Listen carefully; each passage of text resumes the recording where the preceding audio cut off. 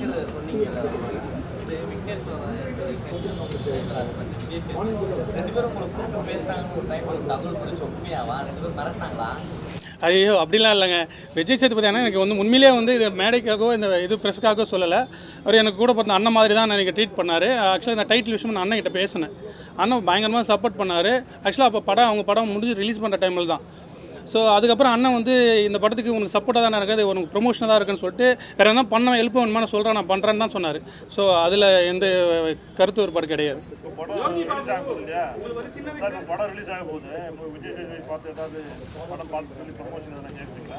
இல்லை சார், முயற்சி பண்ணுறேன் சார். அண்ணன் பிஸியாக இருக்கார். ஆனால் மீட் பண்ணுறதுக்கான முயற்சிகள் பண்ணிகிட்ருக்கேன் சார். கண்டிப்பாக சார், கண்டிப்பாக சார், ஆசைப்படுறோம்.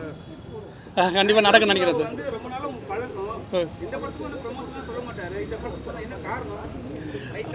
இல்லை சார், நான் அண்ணா யோகி பாபு அண்ணனுக்கு இந்த இடத்துல மிகப்பெரிய நன்றி சொல்லிக்கிறேன் சார். ஏன்னா ஆரம்ப காலகட்டத்திலேருந்து அவர் கூட நான் பயணிச்சிருக்கேன். அந்த நட்பின் பிரகாரம் தம்பிக்கு வந்து உதவணுன்ற ஒரு எண்ணத்தால் தான் எனக்கு இந்த படத்துடைய ஃபஸ்ட்டு சிங்கிள்லேருந்து இப்போ படத்துக்கு ரிலீஸுக்கு ப்ரொமோ வரைக்கும் பைட்ஸ்லேருந்து எல்லாமே சப்போர்ட் பண்ணுறாரு சார். இப்போ கூட ஒரு 2 டேஸ்க்கு முன்னாடி பேசினார். படம் தேட்டரில் பார்த்துறேன், ஹைதராபாத்தில் ஷூட்டில் இருக்கேன், கண்டிப்பாக ரவி பார்த்துட்டு உனக்கு நான் அதை பற்றி நான் பேசலாம் அப்படின்னு சொல்லியிருக்காரு.